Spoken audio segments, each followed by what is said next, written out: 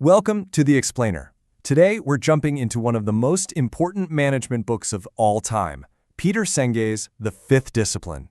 We're actually going to build a little training deck right here, right now, to give you the tools to help your team become what he calls a true learning organization. Okay, let's start with this quote because we've all felt this, right? I mean, think about it. That amazing feeling of being on a great team where everything just clicks. You're connected. You're creating something incredible. Man, those are the moments we chase for the rest of our careers, aren't they? Well, there's actually a word for this feeling, this experience. It's metanoia. It comes from the Greek, meta meaning beyond, and noia meaning mind. So it's literally a shift of mind. It's not just learning a new fact, it's a fundamental change in how you see everything. And for Senge, this is the whole point. This is the goal of a learning organization.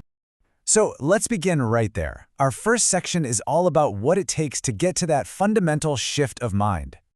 But that brings up a really big question, doesn't it? If being on a team like that is so powerful, so good, why is it so incredibly rare? I mean, what is stopping all these brilliant, well-funded organizations from getting there more often? Well, it turns out organizations get sick just like people do. Senge gives these sicknesses a name, learning disabilities. And what's really scary about them is that they're often invisible. They can be slowly killing a company from the inside and no one even notices. Okay, one of the most famous of these is the boiled frog. You've probably heard this one. If you throw a frog into a pot of boiling water, it's going to jump right out.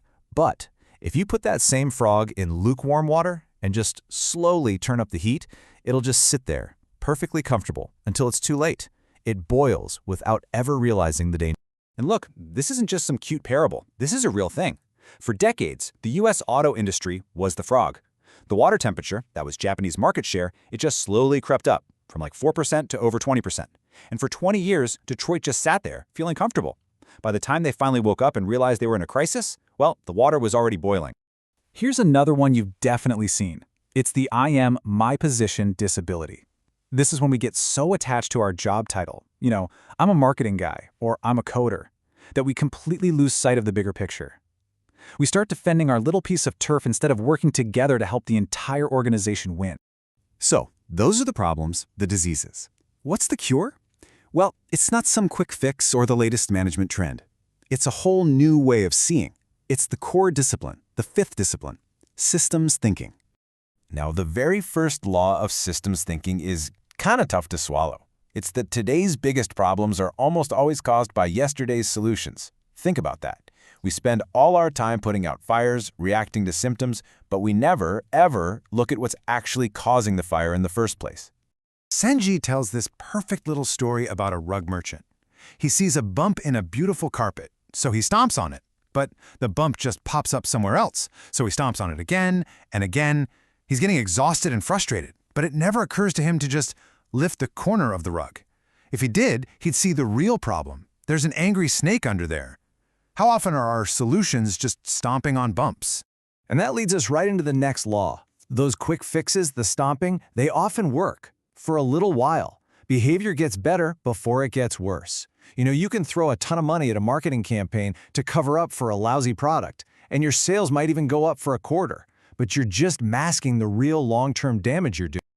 Okay, so the real skill here is learning to see these invisible patterns, or what Senge calls loops. For example, you have a great product that creates more sales. That's a reinforcing loop. It builds on itself. But that fast growth might trigger a hidden balancing loop. Maybe your customer support team gets totally overwhelmed. They start giving bad service, which leads to bad reviews, which slows down your sales. You have to see both loops to understand what's really going on. And when you start to get good at seeing these laws and these loops everywhere, that's when it finally happens. You get to the final shift, the whole goal of this thing. It starts with a pretty mind-bending idea. In any system that you're a part of, there is no outside. We love to blame outside forces, don't we? It's the competition, it's the market, it's that other department's fault.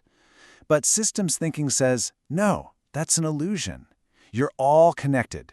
You're all part of one single system. And that leads to maybe the most powerful idea in the whole book. If there's no outside, then there is no blame. You and the thing you think is causing your problem are actually part of the same system.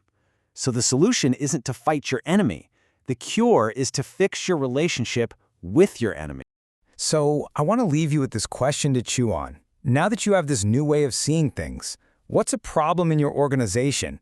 What's that stubborn bump in the rug that you could finally solve if you could just see the whole system you're part of?